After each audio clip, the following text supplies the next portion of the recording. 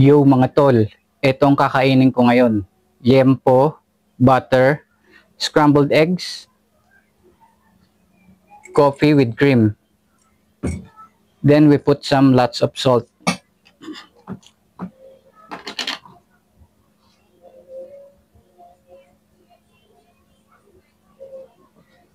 Dito lang sa liempo na part. Kasi itong itlog meron na to eh.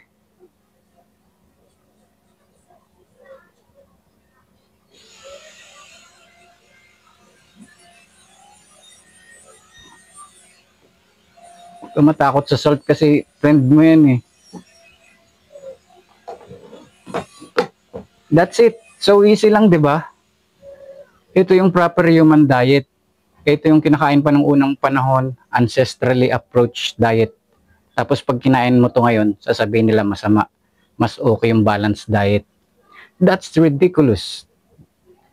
Gusto nila balanced diet kasi sila yung magbe-benefits nun, hindi ikaw, 'di ba? You need to wake the fuck up. No, so easy lang eh.